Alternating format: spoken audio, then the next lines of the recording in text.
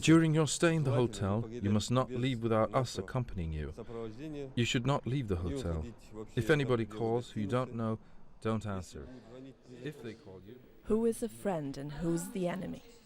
We've just landed in Nazran, Ingushetia, a republic of the Russian Federation situated in northern Caucasus. Our guide, Bashir, protects us. He explains that the armed man in the lobby is there to guarantee our security.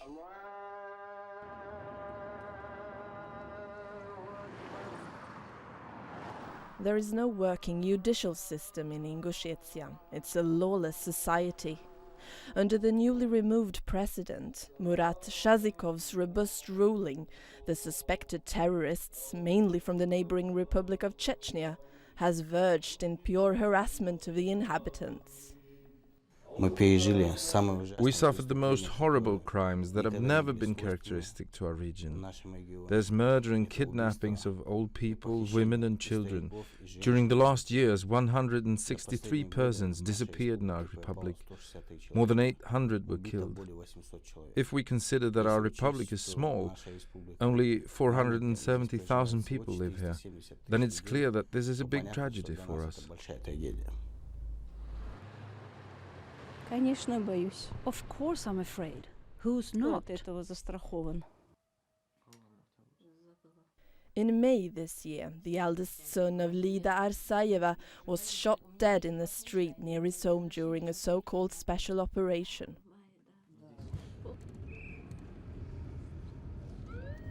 The Russian Federal Security Forces and the local police stop all cars with dark windows, the drivers are interrogated and the cars searched. Our Ingushetian guide tells us that this is a part of everyday life here and that all residents are regarded as potential terrorists.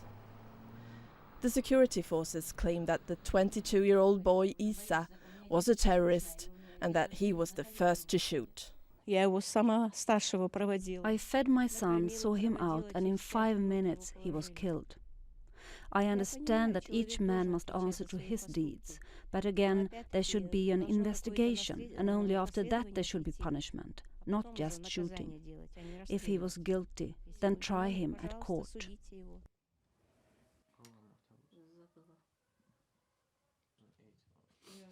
А если когда на них беспредел?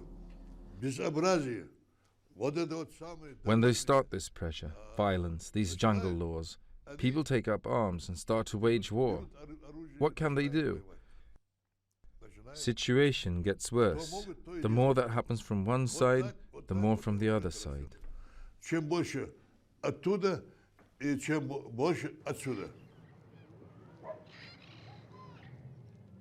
Magomed Aushev is the clan leader of Aushev, one of the 10 biggest and most powerful clans in the Republic of Ingushetia. A far more dangerous and violent place today than neighboring Chechnya. In 2008 alone, more than 50 people have been killed and hundreds have been wounded in attacks against the police, military and government.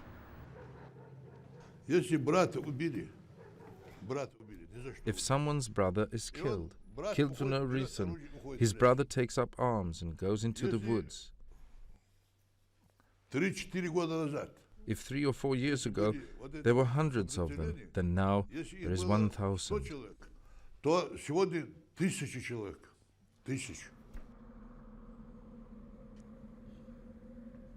Here in the mountains of Caucasus, the armed opposition has its base. In recent years, the militant Islamic Wahhabits have moved their headquarters from Chechnya to Ingushetia. They call themselves the Ingushian sector of the Caucasian Front and are led by Emir Magas. Magas became the newly appointed commander-in-chief of the force when the notorious terrorist Shamil Basayev was killed. On a new web page, they describe their attacks, hoping for an Islamic emirate in Caucasus.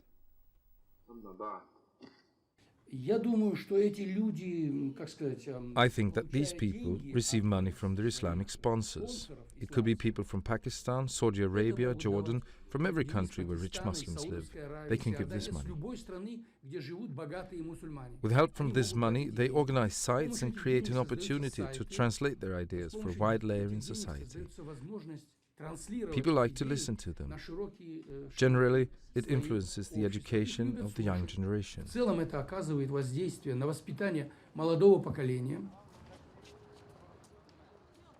Strong forces are promoting a fundamental kind of Islam in Ingushetia.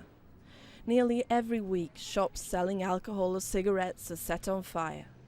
One morning we learned that a little shop in Nazran was attacked the previous night. And just a couple of hours before leaving Ingushetia, the team is threatened by heavily armed men supporting the ex-president, Shazikov. We spend the rest of the time at the hotel, and this invisible war does not seem to have an end in sight.